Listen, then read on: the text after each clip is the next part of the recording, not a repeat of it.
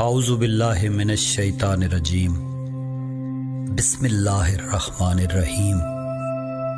دوستو، ایک کمرے میں چند بچے بیٹھے ہوں، ان کی بائیں طرف 40 انچ کی LED پر کلر فلمیں اور کارٹون وغیرہ چل رہے ہوں، اور دائیں طرف ایک بلیک اینڈ وائٹ 14 انچ کے ٹی وی پر ایک قاری صاحب قرآن پڑھ رہے ہوں۔ گو کہ قرآن مجید ہر چیز سے افضل ہے، اس کی تلاوت سننا ثواب ہے، لیکن آپ جتنا مرضی ان بچوں کو ڈرائیں، دھمکائیں، سمجھائیں، ڈانٹ لیں، لیکن ان کی گردن LED کی طرف ہی مڑی رہے گی۔ یہی حالت آج ہماری ہے۔ اسلام کے جو اصل کلرفل مناظر تھے کہ جن کے سامنے اس کائنات کی ہر رنگین ہیچ تھی، انہیں بڑی سمجھداری بلکہ چالاکی سے تبدیل کر کے ان کی جگہ black and white T V چلا کر ہمارے سامنے رکھ دیا گیا ہے۔ ہزاروں لاکھوں انبیاء اور اولیاء کرام اور جانثاران توحید کی زندگی پر نظر کریں، آخر ان کے پیش نظر ایسا کیا تھا کہ جس کے لیے انہوں نے دنیا کی ہر اٹریکشن اور آسائش کو ہیچ سمجھتے ہوئے جوتے کی نوک پر رکھا؟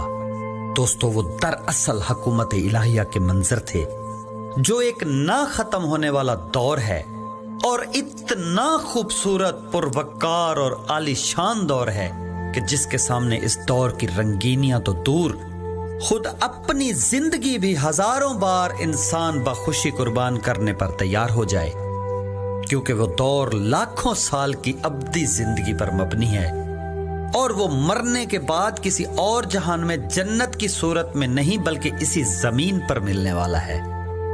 وہ دور کیسا ہوگا، کب شروع ہوگا، یہ سب جاننے کے لیے ہمارے ساتھ جڑے رہیں، کیونکہ میں یہ سب کچھ انتہائی تفصیل کے ساتھ عرض کرنے والا ہوں، جس میں سے سب سے پہلے وہ تمام پیشین گوئیاں عرض کروں گا جو اس دور کے بارے میں فرمائی گئی تھی، جس دور میں اس وقت ہم داخل ہو چکے ہیں، اور کسی لمحے بھی ابدی خوشیوں کے شادیانے بچ سکتے ہیں۔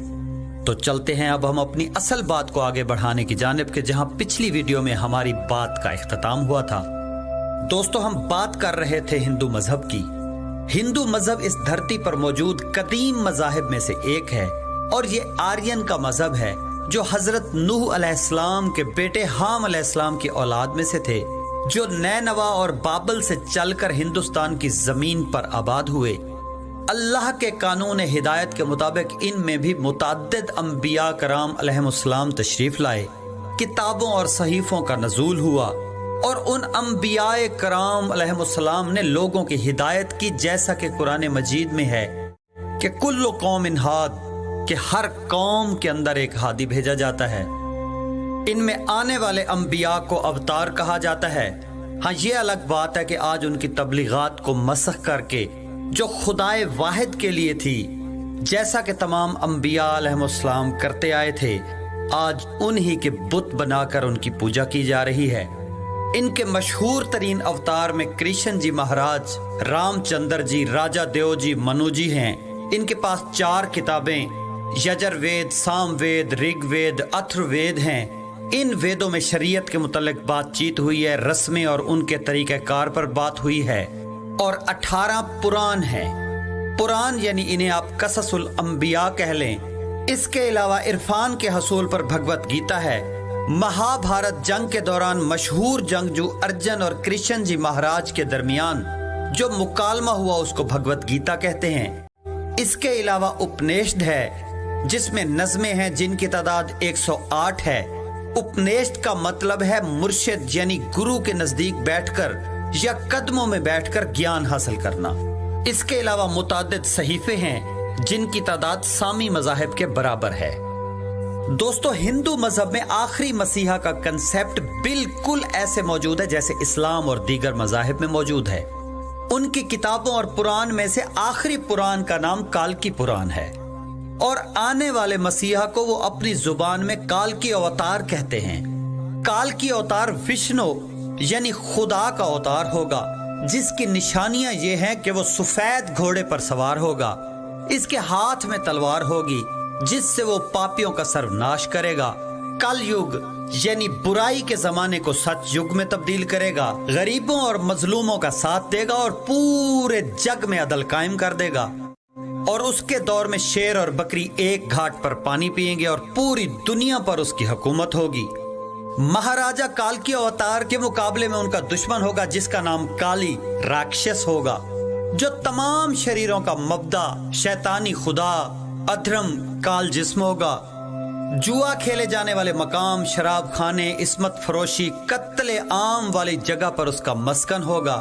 اس کے ہاتھ میں تلوار اور اس کی سواری گدھا ہوگی، اور درکتی اس کی بہن ہی اس کی بیوی ہوگی۔ دوستو، مہاراجا کالکی اوتار کے باقاعدہ مندر بنا کر اس کی پوجا کی جاتی ہے۔ شمالی ہندوستان اور نیپال وغیرہ میں کافی مندر ہیں۔ اور ایک مزے کی بات یہ ہے کہ جس طرح اسلام میں متعدد لوگوں نے امام مہدی علیہ السلام ہونے کا جھوٹا دعویٰ کیا اور کچھ لوگوں نے ان کے نائب ہونے کا دعویٰ کیا، بالکل ایسے ہی ہر دور میں متعدد لوگوں نے مہاراجا کالکی اوتار ہونے اور ان کے نائب ہونے کے جھوٹے دعوے کیے ہیں۔ دوستو، مختلف انبیاء علیہ السلام نے زندگی کے مختلف شعبوں میں لوگوں کو زندگی گزارنے کا سبق دیا ہے۔ حضرت عیسیٰ علیہ السلام وہ نبی ہیں کہ جنہوں نے دور آخر الزمان کے صاحب الزمان اجل اللہ فرج شریف کا منتظر بن کے زندگی گزاری اور ہمیں سمجھایا کہ اس مسیحا کے آنے تک زندگی گزارنی کیسے چاہیے۔ حضرت عیسیٰ علیہ السلام کے بعد بہت سارے لوگوں نے ان کے جیلی نائبین ہونے کا دعویٰ کیا اور بہت سارے لوگوں کو گمراہ کیا، اور آج بھی دجالی قوتیں حضرت عیسیٰ علیہ السلام کے بارے میں فلمیں بنا کر لوگوں کو ان کے بارے میں گمراہ کر رہے ہیں، اور ان کی زندگی کے اصل پہلو یعنی منتظر آخر الزمان کو چھپا جاتے ہیں۔ اس کی بالکل بات ہی کوئی نہیں کرتا۔ آپ نے اپنی زندگی میں ہی اپنے حوارین کو آگاہ فرمایا تھا کہ جھوٹے نبیوں سے خبردار رہو، جو تمہارے پاس بھیڑوں کی شکل میں آتے ہیں مگر باطن میں پھاڑنے والے بھیڑیے ہیں۔ کیا جھاڑیوں سے انگور یا اونٹ کٹاروں سے انجیر توڑے جا سکتے ہیں؟ جس طرح ہر ایک اچھا درخت اچھا پھل لاتا ہے اور برا درخت برا پھل لاتا ہے، اچھا درخت برا نہیں لا سکتا اور نہ ہی برا درخت اچھا پھل لا سکتا ہے۔ جو درخت اچھا پھل نہیں لا سکتا وہ کاٹا اور آگ میں ڈالا جاتا ہے، پس تم ان کے پھلوں سے تم ان کو پہچان لو گے۔ ایک جگہ فرمایا، جھوٹے انبیاء کو اللہ مبعوث کرتا ہے کیونکہ جنہوں نے سچوں کی تکذیب کی ہو سزا کے طور پر وہ جھوٹے نبیوں کی پیروی کریں گے، اور بالکل اسی بات کا اظہار قرآن کریم میں بھی کیا گیا ہے۔ حضرت عیسیٰ علیہ السلام کی تبلیغ کا مرکز آنے والے خدا کی بادشاہی رہی ہے، جیسا کہ بائبل آف میتھیو میں ہے کہ انہوں نے تبلیغ کا آغاز ان الفاظ سے کیا، لوگو توبہ کرو، آسمان کی بادشاہی نزدیک آ گئی ہے۔ ہو سکتا ہے اس فکرے پر کسی کو لگے کہ انہیں تو گئے ہوئے بھی 2000 سال ہو گئے ہیں۔ دوستو، یہ نکتہ سمجھنے والا ہے کہ اگر کسی کام کا لاکھوں سال سے انتظار ہو رہا ہو اور پھر پتہ چلے کہ اس میں اب صرف 2000 یا 2020-25 سال باقی رہ گئے ہیں، تو پھر وہ وقت قریب ہی سمجھا جاتا ہے، اس کو دور کوئی نہیں سمجھتا۔ اور آج تو ہم بالکل اس دور کے اندر موجود ہیں۔ تو میں عرض کر رہا تھا کہ اسی طرح Bible of mark Jesus in Galilee کے ضمن میں لکھتے ہیں کہ اب وقت ختم ہو چکا ہے، خداوند کی بادشاہی آ گئی ہے، توبہ کرو اور خوشخبری پر ایمان لاؤ۔ ان کی تبلیغ کا مرکزی نقطہ ہی خداوند کی بادشاہی تھا۔ ان کا کہنا تھا کہ اے لوگو، خداوند کی بادشاہی سر پر آن پہنچی ہے، توبہ کرو اور نیک اعمال بجا لاؤ۔ آپ نے خداوند کی بادشاہی کے لیے نیک اعمال کرنے کی ترغیب دی۔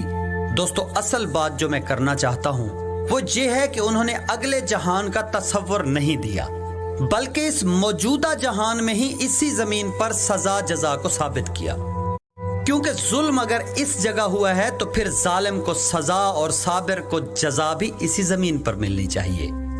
اگلا جہان تو انعام کا ہے، نہ کہ جزا و سزا کا ہوگا۔ اس پر میں آگے تفصیل سے بات کروں گا، کیونکہ دراصل یہ وہ نقطہ ہے جس نے دجالیت کو عروج اور ہمیں نا امیدی میں غرق کر دیا ہے کہ پتہ نہیں مرنے کے بعد کیا ہوتا ہے، اس لیے اس زندگی کے مزے لوٹ لو۔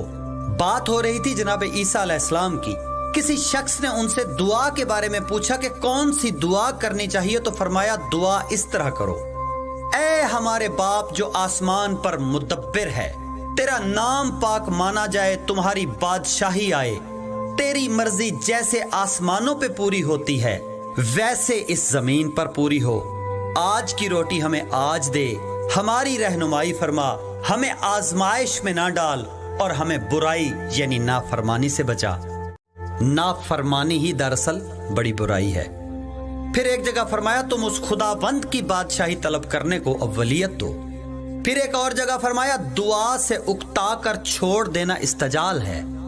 तुम मुसलसल दुआ करो, दरवाजा खटखटाते रहो, एक दिन जरूर खुलेगा। तुम दुआ करते रहना, हिम्मत ना हारना। अलाइम के मुतालिक बताया वो दिन बहुत परेशान कुन होंगे। हर तरफ दहशत, खौफ व हरास, कत्ल व गारत, अहले हक पर आजमाइश और बेदीनी होगी। जो आखिर तक बर्दाश्त करेगा वही निजात पाएगा। उस दौर में इतनी बेदीनी होगी कि बहुत सारे लोगों की मोहब्बत ठंडी पड़ जाएगी। वो मुसीबत के दिन अगर घटाए ना जाते तो हलाकत से कोई ना बच पाता, मगर वो दिन बरगुजीदों के लिए घटाए जाएंगे। आखिरी जंग के मुतल्लिक फरमाया जब यरूशलेम को फौजों में घिरा देखना तो समझ लेना इसका उजड़ना जरूरी है, क्योंकि वो इंतकाम के दिन होंगे। समुद्री तूफान की लहरों जैसा शोर होगा, उस दिन सूरज तारीक होगा। फिर फरमाया उन मुसीबतों के आयाम के फौरन बाद सूरज तारीक हो जाएगा और चांद अपनी रोशनी देना बंद कर देगा। सितारे आसमान से गिरेंगे, आसमानी ताकतों को हिलाया जाएगा। उस वक्त धरती के सारे कबाइल मातम करेंगे। उस वक्त आसमान पर इब्ने आदम का निशान जाहिर होगा और फिर वो आसमान से इब्ने आदम को बादलों के साथ बड़ी कुदरत और अजीम जलालत के साथ उतरता देखेंगे। और वो अपने फरिश्तों को एक ट्रम्पट जो बुलंद आवाज वाला होगा देकर भेजेगा अपने बरगुजीदों को बुलाने के लिए, और फरिश्ते चारों तरफ से बरगुजीदों को जमा कर लेंगे। आसमान से जमीन तक जब ये बातें होने लगे तो सीधे होकर अपने सरों को ऊपर उठाना, इसलिए कि तुम्हारी निजात नजदीक होगी।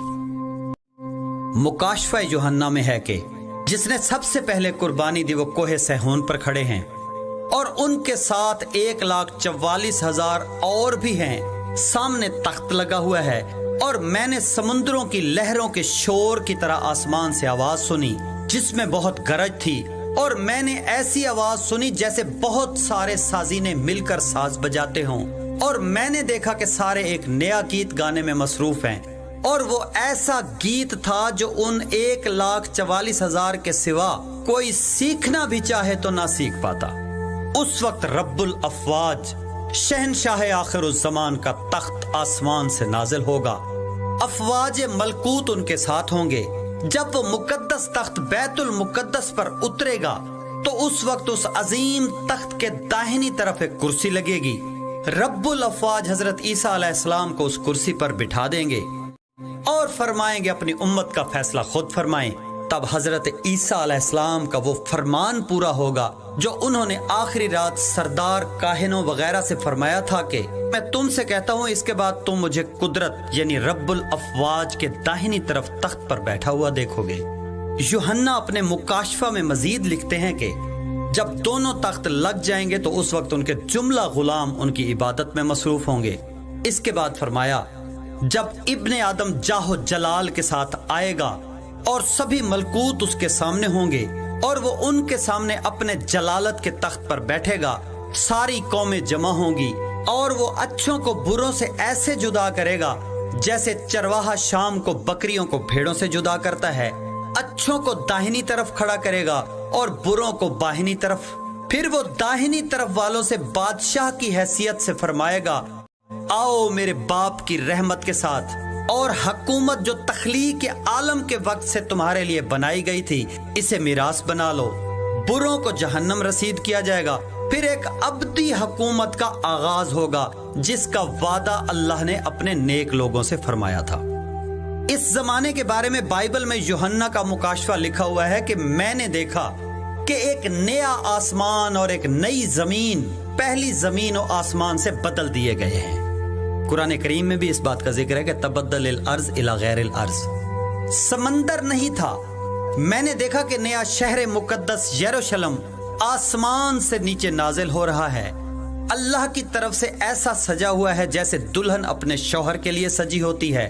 फिर मैंने एक बुलंद आवाज तख्त कुदरत से सुनी, अल्लाह इंसानों में रिहाइश पजीर है और इंसानों में अल्लाह सकूनत पजीर रहेगा और वो लोग अल्लाह के अपने बंदे होंगे और अल्लाह उनका अपना अल्लाह होगा और साथ होगा और वो अल्लाह उनकी आंखों के सारे आंसू पोंछ डालेगा। پھر موت نہ رہے گی، پھر ماتم نہ ہوگا، درد نہ ہوگا، گریہ و بکا نہ ہوگا، اللہ کے کرم سے سب ختم ہو چکا ہوگا۔ جو صاحب تخت الوہیت تھا اس نے فرمایا ہم نے ہر چیز نئی بنا دی۔ میں نے ان کی طرف نگاہ کی، ان کے لباس پر اور رانوں پر ان کا نام نوشتہ تھا، بادشاہوں کا بادشاہ، خدا بندوں کا خدا، king of the king, god of the god. اس کے بعد ایک عجیب سی بات ہے مگر بائبل کا حصہ ہے، اور یہ تو آپ سب جانتے ہیں کہ ان کتابوں پر ایمان لانا اسلام کی اولین شرائط میں سے ہے کہ آخری شہنشاہ معظم کی حکومت قائم ہونے کے بعد اس کی کیفیت کیا ہوگی۔ اس ضمن میں فرماتے ہیں کہ پروردگار نے فیصلہ کیا ہے کہ آخری دور میں جب ابدی حکومت ہوگی تب میں روح القدس کو ہر بدن پر برسا دوں گا، اور تمہارے بیٹے اور بیٹیاں نبوت پر فائز ہوں گے، تمہارے نوجوان بچے بھی مقام مشاہدہ پر ہوں گے، اور جو تمہارے بوڑھے ہوں گے وہ خواب نبوت سے فیض یاب ہو رہے ہوں گے۔